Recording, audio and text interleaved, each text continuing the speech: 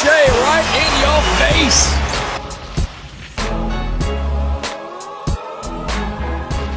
Welcome back to the Faedaway podcast off-season edition, baby. We've been on vacation so long, I damn near forgot the name of the podcast, man. We're living out here. We're living like the NBA stars. We're taking a 2-3 week vacation. Exactly, the extended stay. 1-2-3. We went deep into the season, man. We had a long season. So. Forget season, 2 seasons. It's been like 2 years. Exactly. So I think we deserved some well used, well rested, well needed time off. Isn't it crazy how we're starting season 4 of the show, but we haven't even hit a 3-year anniversary? Dang. Because the NBA was packed. To put it in perspective. In right? there. Yeah, exactly. Yeah. So we got to give a quick shout out first to our boy, Ramons. Ray got engaged on the September long weekend. We went down to Ottawa, the capital, for it. Yes. Man, I love Ottawa, man. It's a fun trip, man. This is the second year in a row we've done it. During same weekend. During the Actually, Labor last year Day. we drove down on OG game winner day, game 3. Exactly. Against the Celtics. Yeah. But yeah, you, myself, PK, we went down there, got an Airbnb. Well, a bunch of other people were down there as well. Yeah. But we actually biked around the city.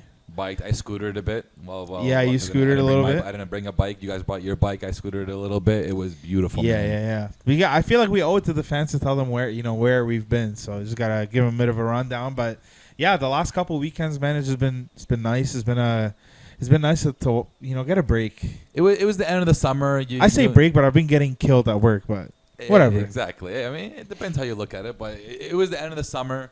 Weddings, engagements. Trips, softball still is alive. It's hopefully, we'll crown a champion soon. Yeah. It'll be interesting to see who the champion Needless is to this year. say, a lot going on. We're back though. We're here. We're here to talk some ball. I think we were gonna do another concept of an episode, but we were like, hey, there's been tons of things that happened since our last appearance, so we're back to sort of talk about a few of those transactions, a few of those things around the league to keep note of, because there has been considerable movement since then. So we can actually just get started with Mr. Scary Terry. Woo. Terry Rozier has agreed to a 4-year, $97 million extension with the Hornets. Wow. Shmoney. I mean, I'm very surprised. Shmoney. I'm very surprised, but if you really look at it, like I think they had paid him like 70 when Kemba wanted Kemba had wanted the max. They gave him around like 70 million. 66 or something around in that range, like 60 to 70 mil. And everyone was like, well, they got him at cheaper. And then you fast forward a couple of years, Kemba Walker is now on his like third move because he got traded. Then he got bought out. He's with the Knicks. Joined the Knicks. Yep. And then you look at Scary Terry re-upping with the same team at a higher contract. So interesting what a couple of years can do for you, what a couple playoff runs or a couple decent runs can do for you. But what do you think of that move? Are you a fan? Are you questioning another Michael Jordan signing? Last year they had the 120 Gordon Hayward, which we were kind of all surprised at. He had a good year, but still very broken year. Exactly. So what do you think of this move for the Hornets?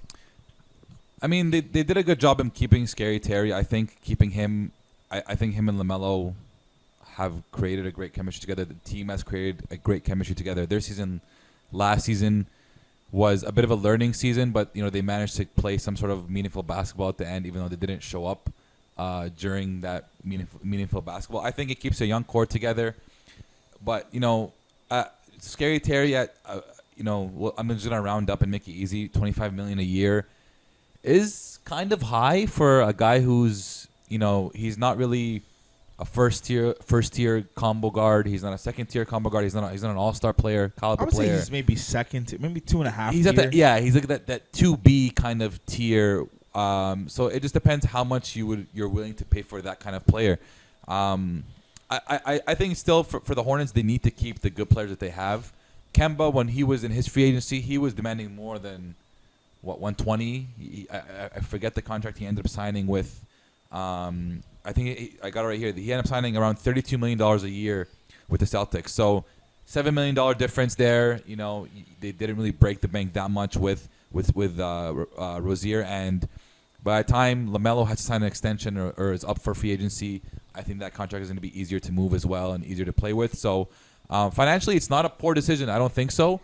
Team wise, I think Scary Terry still has a lot to give to a team. He's the veteran guy on that team, really. Yeah. So they got him locked till 25-26, which is that's still prime. Pretty crazy because right now, how old is he now, Scary Terry? If he's gone locked to 25-26, wait, 21, 22 now? So Scary Terry is, how old are you, fam? 27. So he's 27. Oh, it's the year 27. So he's making 18.9 or made last year. Yeah. So this year he's 17.9, goes down. Interesting. I think this is the first year of the next contract. But anyways, then 21.5, then 23, 24.5, 26.6. So you're looking at 27, 28, 29, 30. So by the time he's done this deal, he's 31 years old. It's not a bad deal by any means. The only thing with me is what direction are you going here? Because you drafted LaMelo Ball, who's clearly your point guard. So I just don't understand it. Maybe now it makes a good sense, but even that kid Cody Martin that they had, not to say he's better than Terry Rozier, but it seemed like an interesting time to lock him down for that long. Maybe they thought they were getting a steal. I don't know. It's tough because Rozier is as aggressive as a 2 guard, but has the size of a 1. He's definitely not a point guard. He's 6'1". He doesn't play like a point guard. He doesn't play like, but he's 6'1". He's sized like and one. then your point guard is LaMelo Ball, who's 6'6", 6'7". However, he continues to grow. So I think they're you're gonna see a lot of them at the 1 and the 2 interchangeable. And Rozier is interchangeable in that sense. And then you're gonna have Gordon Hayward at the 3. It works. You get a guy who's good, and you sign him all the way throughout to his prime.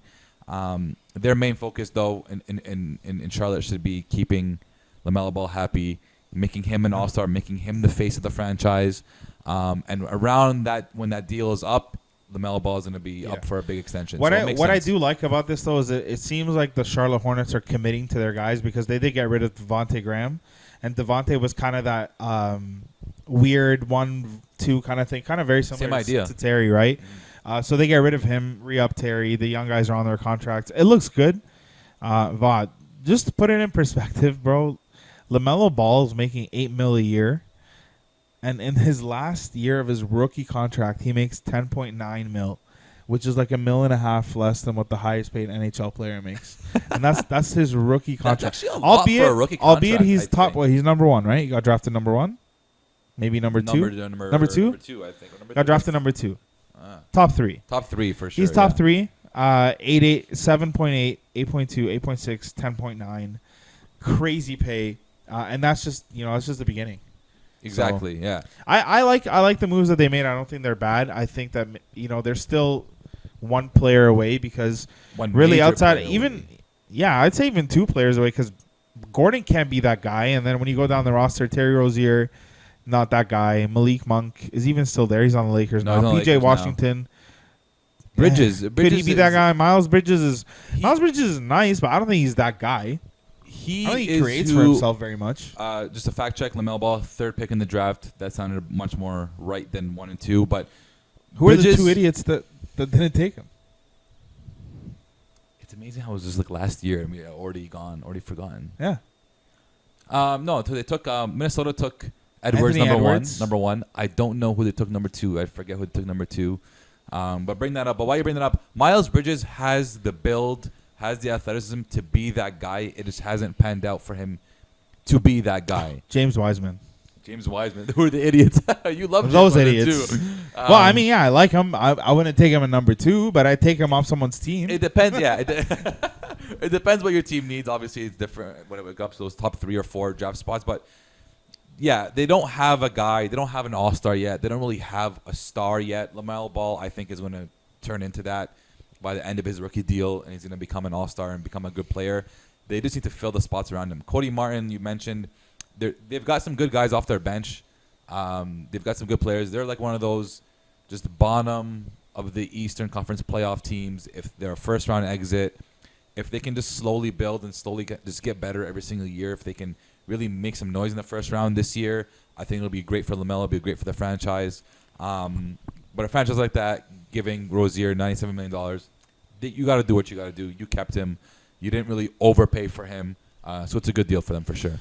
Yeah, absolutely. Let's move on. I think the Hornets are they're fun to watch, but they're not that much fun to talk No. about. And there's not much to talk about when it comes to them. I think they're middle of the pack, playing team doesn't really get that much better. No. Okay, let's move on to the Boston Celtics because they made a few moves. But now I'm wondering, did we talk about Dennis Schroeder to the Celtics here? I don't know think if we so. did. I don't think so. I feel like I think that happened maybe after we did the Eastern Conference. Yeah, so But let's group that assume in we there. didn't. So let's group group that in. So the Boston Celtics made a few moves. Obviously, they extended center Robert Williams. What do they call him? Time Lord? I don't know why Is that they what call they him. call it? Yeah, I don't know why. You got a fat Anyways, deal, man. Robert Williams, 4-year, $54 million contract. They're the only team that believes in him somehow. I don't get it. Maybe I'm a stupid guy, Yeah. but I don't see it. They also got forward Josh Richardson, our guy from Dallas. Failed year. I think it's a. You know what though? If you really look at it though, Boston's got 2 point guards right now. They got Dennis Schroeder Yeah. and they got Josh Richardson, both on prove-it deals. Yeah. Both in the point guard position that they very badly need. This could either be really bad for them or it could be really good for them because 2 guys fighting for a contract, fighting for a job, and 2 guys who can play well, that's a pretty good luxury to have. What I don't like about that is maybe just because we've seen him play with Luka the last year, I don't think Josh Richardson is as much of a point guard as he is as a wing player or as a 3-and-D kind of guy. So I mean they're not really fighting for the same position, I would say, but they are fighting for a spot on this team. Obviously didn't have the greatest year last year. I mean, efficient true shooting, he shot 50% from the field, so not horrible, but I just don't think he fit well with that Dallas squad. In Boston, I think his role is going to be a lot less, just because they do have Tatum, they do have Brown, manning the offense, really running the offense. Dennis Schroeder signing for $5.4 million, $5.9 million. Something crazy like that. That's what happens when you bet on yourself and it goes wrong. And Turn down that 84. Turned down that fat deal from the Lakers. Had an awful playoffs, and his value diminished really easily.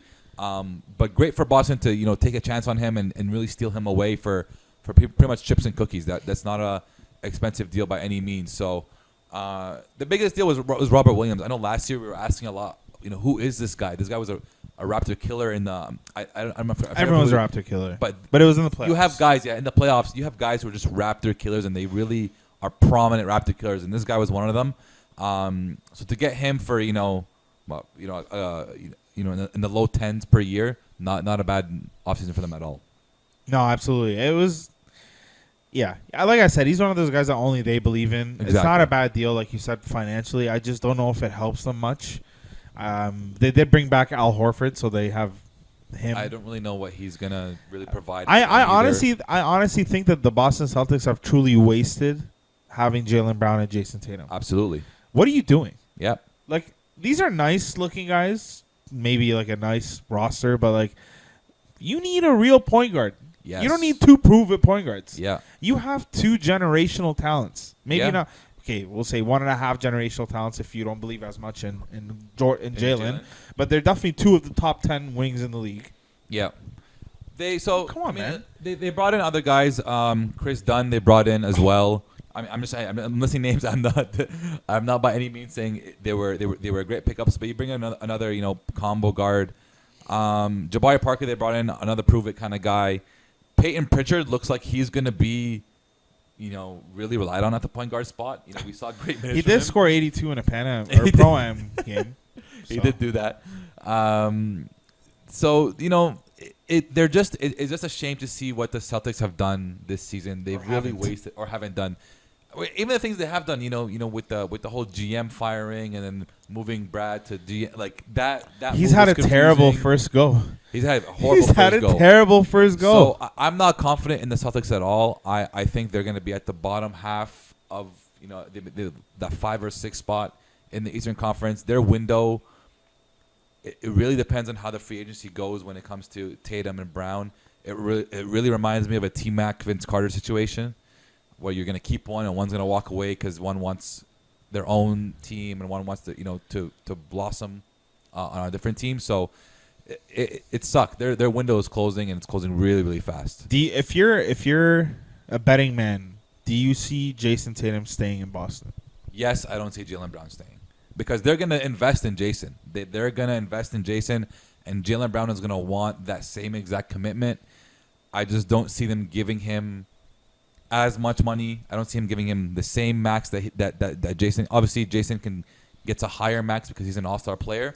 Jalen's is lower because he doesn't make all NBA teams or the all-star games, so it's a bit lower. But I think he's going to be really fighting for a max deal. If they give it to him, that's great. They should do that. But I'm not surprised if he gets traded mid-season or he ends up walking away. That is not going to be surprising at all. They got Jaylen Brown on 3 more years. They extended Marcus Smart. Yes, they did. Yep. Gave him a fat contract. Yep.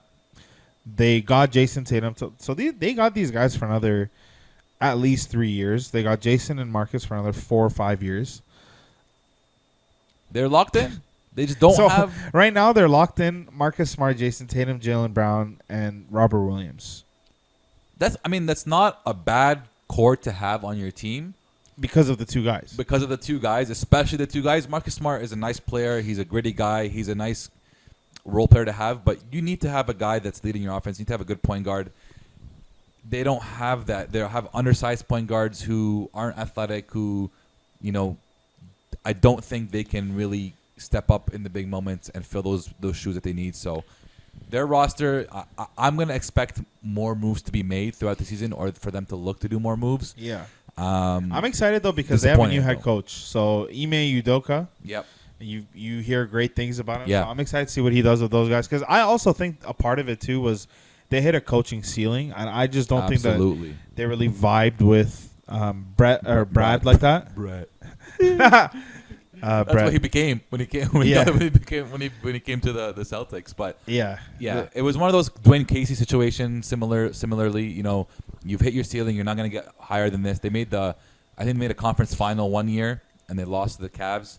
That's the highest they went. Ever since then, it's been downhill. So it's good to get a fresh start sometimes. Let's see what they can do. Let's see what moves they can make. But these are not the Boston Celtics of maybe 2 years ago. Or even before COVID, we were like, these guys they might be a threat. Man, even if you really think about it, like last year in the bubble, we almost beat them. And we had just lost Kawhi and Danny Green. Exactly, yeah. Like, so, you have 2 young guys who are so good. Studs, man, studs. And we took you to 7 games. Like, yeah. Something's got to give. Exactly. But I'm glad that they thought the guy that couldn't do it was good enough to be the GM. So we'll see how that works out for them. But moving on to the Cleveland Cavaliers. So... I don't know what they're doing. The Cleveland Cavaliers have the worst franchise in basketball. Debatable? No. I actually think because of LeBron, it's debatable. But if you really just take LeBron out of the picture, this franchise in general is trash. It's trash. These guys are the most stupid front office in the NBA. Like, they sound like 6 centers. Yeah. So after drafting a center 3rd overall, and after paying a center $100 million. Jared Allen. They also brought in Taco Fall. They got in Taco Fall, but then they went and they signed a $67 million deal to Lauri Markkanen. Yeah. The struggling big out of the Chicago Bulls. So Lauri Markkanen was a top 10 pick for the Bulls. Yeah. Obviously didn't pan out there. Didn't like his time there. Coaches didn't really like him.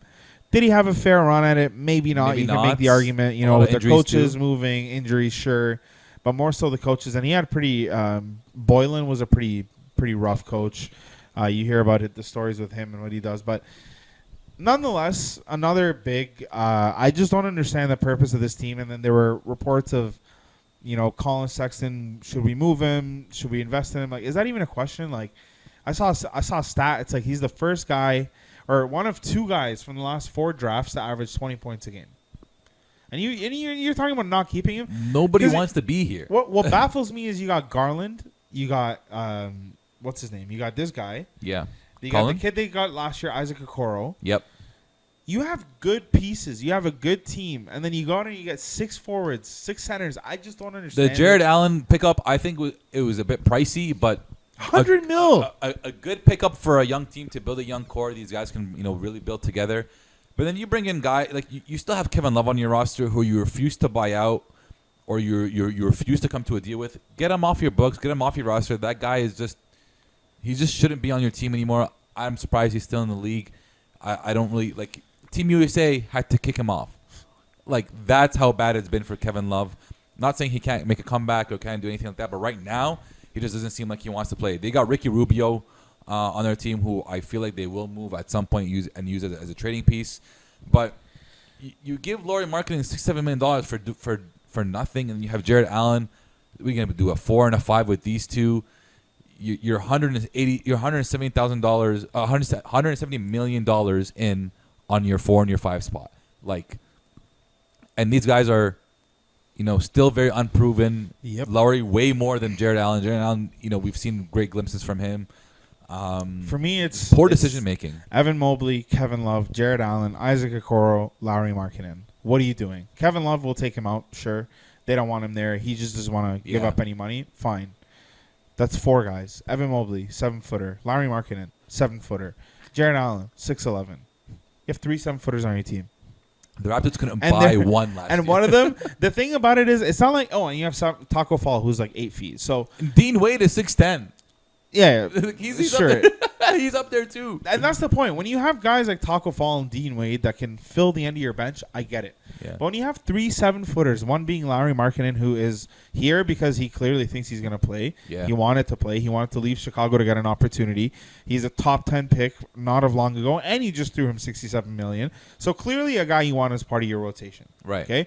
Jared Allen, you just gave him $100 million. So you're saying take us. You're the guy. The guy you drafted last year, 3rd overall, Evan Mobley, center, 7 foot. He's your 7 foot, 3rd overall pick. How are you going to develop him? And not even last year, sorry. They just drafted him. How are you going to develop? Big men in general take a longer time to develop. Everybody knows that. Now you're going to put 2 bigs in front of him. He's not going to play. Yeah. It's just poor team making. Poor team making, poor decision making. It's Garland awful. and Sexton. Other than that, they don't have a single guard that's reliable. Really. That's why they're the They Cavs. literally have 4 guards on their whole roster, and 2 of them are Damian Dotson and Dylan Windler. Yeah. That's why they're the Cavaliers, so man. The Cavaliers not really doing much. And on top of that, they threw away Larry Nance Jr. to the Portland Trailblazers. Yep. Which is a nice move. I mean, again, another team that your whole objective this summer was to make Dame happy and try to convince Dame to stay. And quite frankly, you did didn't not do a good jack. job. Yeah. Your biggest move in the summer was probably this guy, Larry Yeah. Nance, which is a nice piece. I mean, does it really help? They have Nurk. Do they still have Kent? No, they don't have Cantor, but they have Nurk. They had Kenner and Nurk last year, so I don't think bigs were their issue. The biggest pickup was the Bulls received Derrick Jones Jr., who is probably going to be a very quality bench player for them. So that's probably the best part of the deal. Really, that's the team that won the deal. I think like Bulls got offloaded Markkanen. The Bulls had a fantastic offseason. Yeah, probably the best in the league. They're up there for the best in the league. It's a hit or miss. It could be the best or it could be the worst. Depending on how it works. I think team construction wise and what they've created and the buzz they've created, especially overall, they've had probably the best offseason. Do I think they're going to win a championship with this team? I don't think it's championship. I don't know about championship if that's even what they want right now. But they just want to sell tickets. They're trying to get Zach doing a great job. They want Zach LaVine to sign the max, and that's what they're trying to do is make him happy.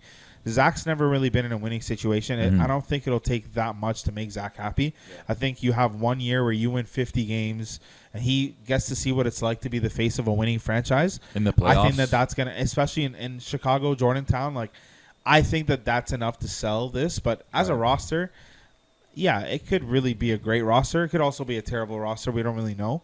It could also result in him wanting to leave ASAP. There's a lot of guys who need the ball on that team. Yeah. Between him and Vooch and DeMar and Kobe White's a young guy who wants to develop. And so there's just a lot of different things to look at. But I really like the fact that the Bulls are relevant again, I think is the most important thing. Because for a while, back when Joakim Noah and D-Rose and those guys, Jimmy Butler, Luol Deng, Kirk Heinrich, that was the team, right? Right. And that was the team you wanted to watch and enjoyed watching. But now that they're back, hopefully the United Center can get some basketball back, man. The next deal, which I think is a pretty important deal, 2-time NBA champion and 4-time All-Star guard Rajon Rondo agreed to a buyout with the Memphis Grizzlies, and upon clearing waivers, signed with the Los Angeles Lakers. Yeah, with his buddy. DeAndre Jordan?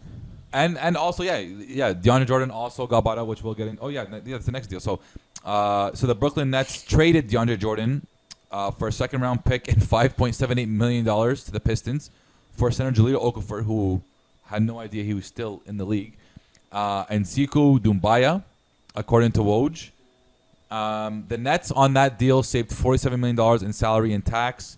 DJ became a free agent after that and also signed with the Lakers. So the Lakers pick up DeAndre Jordan and Rajon Rondo. Great moves for the Lakers. I think having some championship continuity helps a lot. Rajon Rondo is going to help the team a lot. We saw how much he helped in their championship season. DeAndre Jordan will most likely... We didn't really see much from him on the Nets roster, so I'm kind of concerned as to what he can still do. I think he could be great there because it reminds me of JaVale McGee. I hope he can be great there. DeAndre Drummond didn't do that much. Andre Drummond, I always call him DeAndre. Andre Drummond didn't do that much there, so I don't think he has big shoes to fill. I never thought that was a good fit. I don't know why Andre Drummond is being played as a backup center. Look, Andre Drummond, maybe the reality is he's just not a contending center. Yeah. He could be a center on a decent team, decent to bad, and I'll concede that. Last year I was saying bring him on the Raptors. We were a decent to bad team, so that's my fair point. But I don't know with this Andre Drummond backup center situation. It doesn't work. They're trying in Philly this year. It's not going to work. Why I think DeAndre Jordan can work is because he's more of a role guy. Yeah. He could do what JaVale McGee was doing. The only thing is, he needs to be healthy. Yeah. And that's been his biggest issue. He's older as well. That's been the biggest issue. I'm also not really with this, hey, let's take you off the Nets and the Lakers. Hey, come into my team. Like, it's just so weird to go from, like, favorite to favorite. Do you know what I mean? Like, just from a fan perspective. I mean, he's a sellout. He's definitely a sellout. Yeah, there's no question.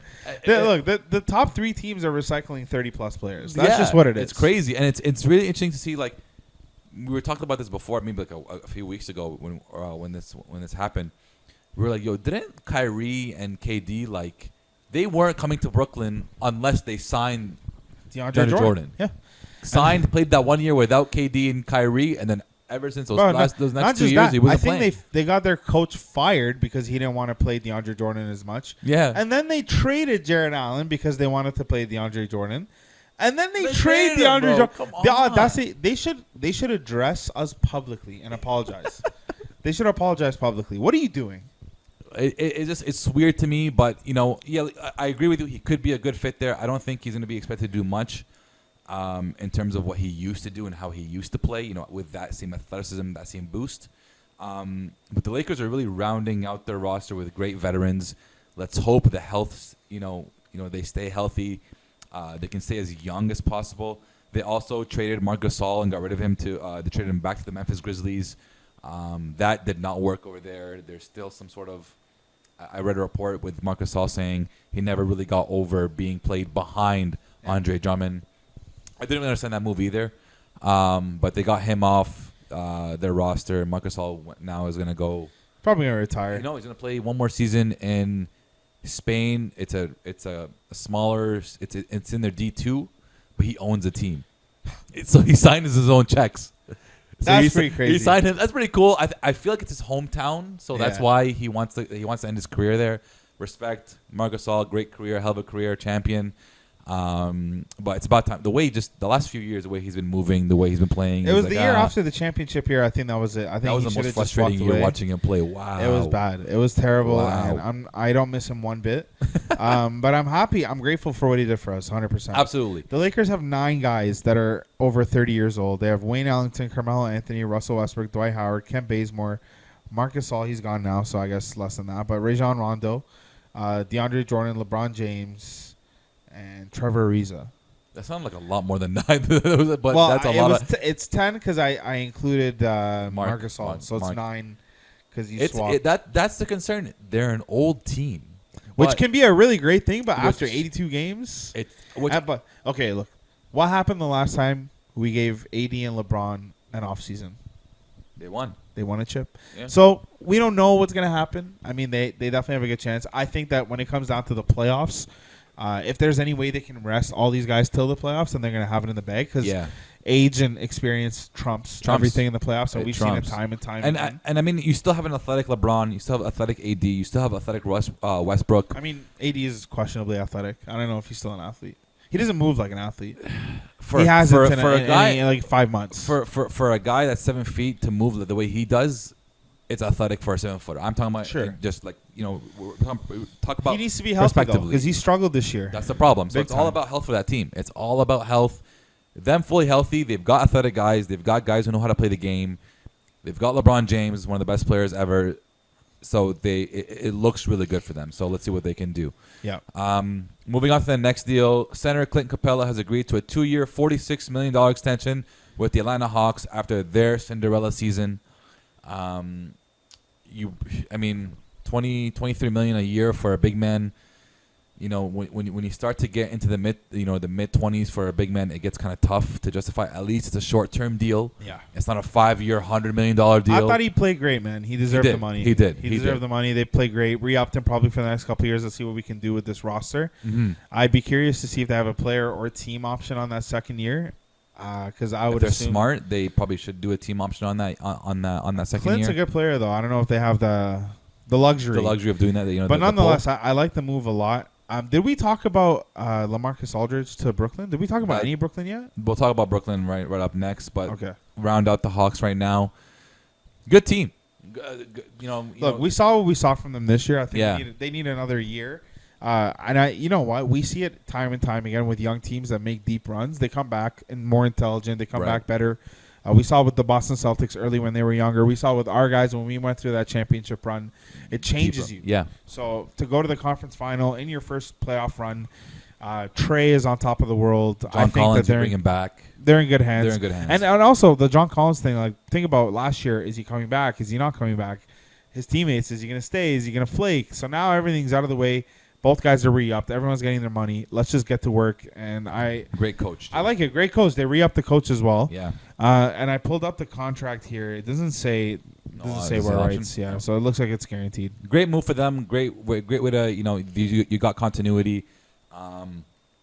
They still, to me, are in the middle of the Eastern Conference. If they can make another Cinderella run like that, that'd be great for them. But they've got a bright future ahead of them. They're really, really young. Yeah, let's talk Brooklyn because they also swept up a crew of 45-year-olds. So after retiring due to heart concerns 5 months ago, 7-time NBA All-Star LaMarcus Aldridge is returning on a 1-year, $2.6 million deal with the Brooklyn Nets.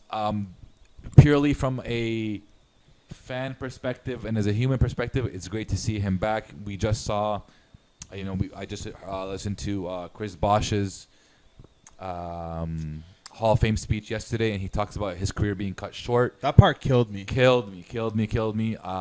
So, it's great to see people get healthy again. Yeah, isn't it crazy? Did it hit you the same way when he's like, I had to finish my career at 31? 31 years old. You don't even realize how young he is. But he was a star. Another thing that was another thing I never took in is we got robbed of like 4 or 5 years of solid CB. So I remember when LeBron would sit in Miami and CB would have 30 game plus winners every game. CB was amazing, man. Man, true Hall of Famer, man. You know what pisses me off though is I feel like the Toronto CB is a forgotten thing. And I think he feeds into it though. In this speech, he doesn't talk about Toronto. You know how in the speeches they'll mention someone, they'll mention something, and they'll pause for the crowd to applause. Paul Pierce did it. C-Web did it. Sacramento. They all do it. They all do it with whatever like person they mention or whatever. Yeah, I was first year, 19 years old, drafted by the Toronto Raptors, and I got my second jersey. It says doesn't stop the pause. Nothing. No.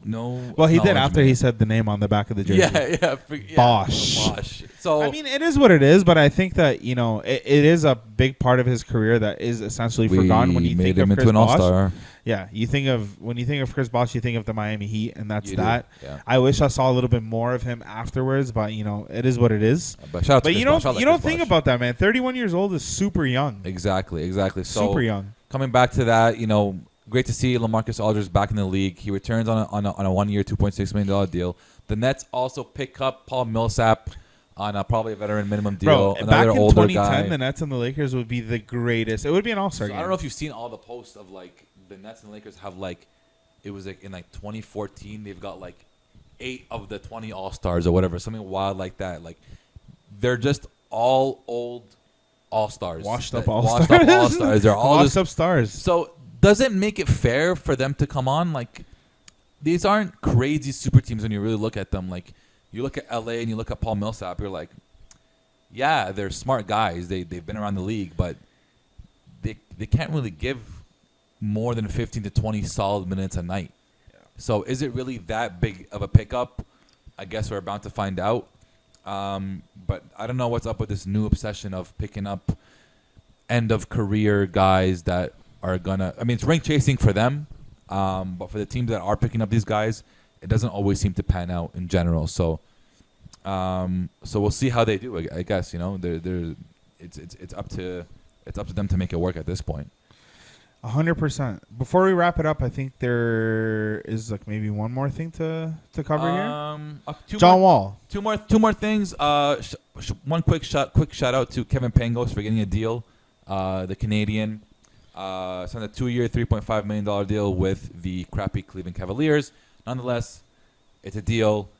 He's considered to be one of the best point guards in the EuroLeague. So hopefully he can make some noise. So shout out to Kevin Pangos. But news broke out today that John Wall and the Houston Rockets have agreed to work on a trade to get him out of Houston. Happy they came to that agreement. Sometimes it's harder for other people and teams to do that, like Kevin Love and the crappy Cleveland Cavaliers.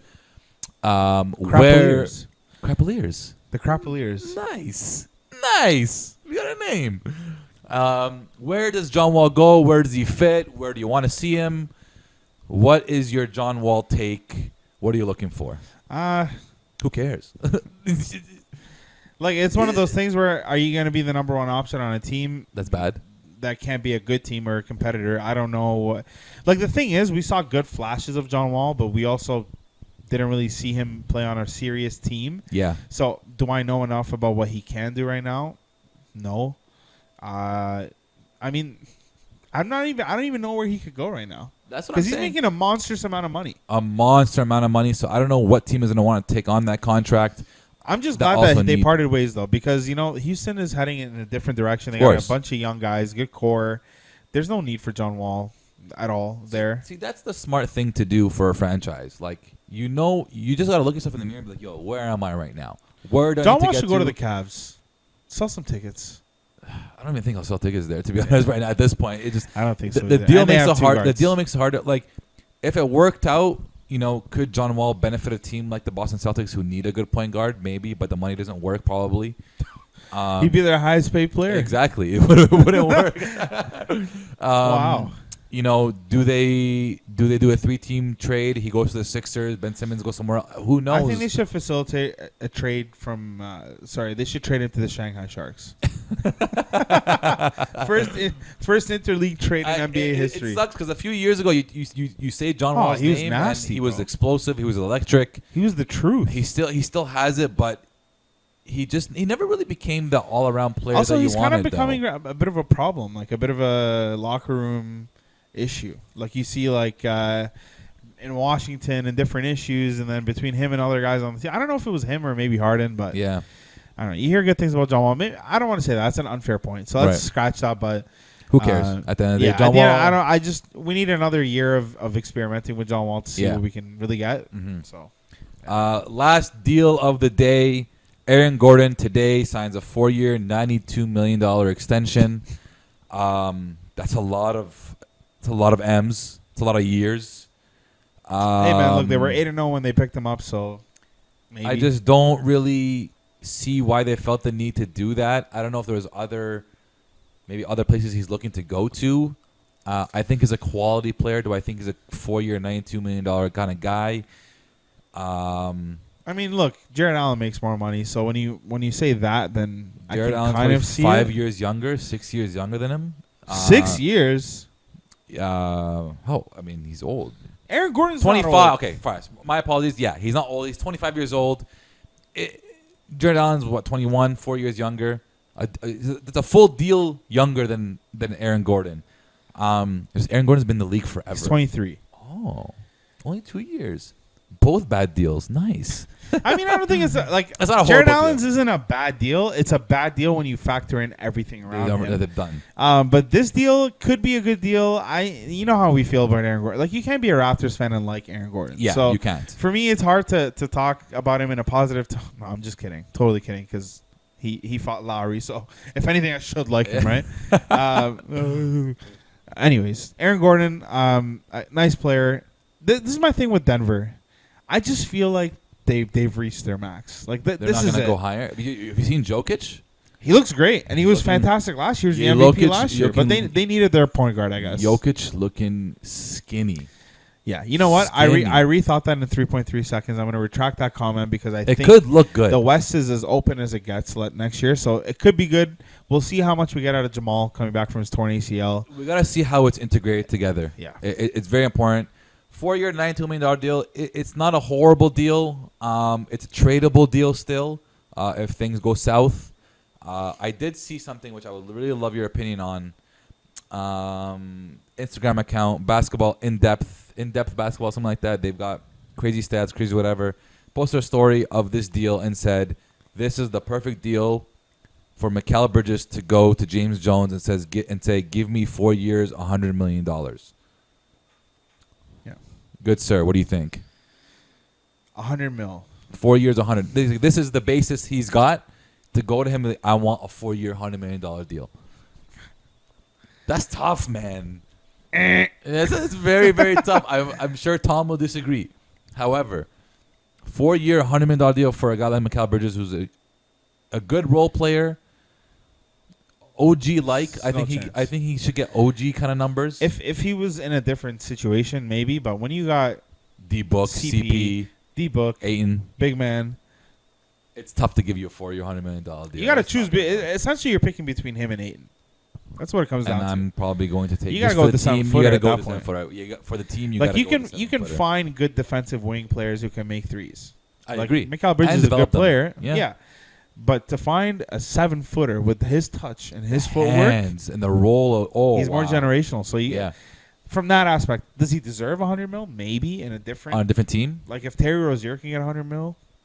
I mean, Maybe. Terry Rozier is more offensively sound than I would say to Mikal But Bridges. but when he makes up for defensively, Yeah, it's yeah. possible. It's and how much doable. do you pay for defense? How much do you value defense? I don't know.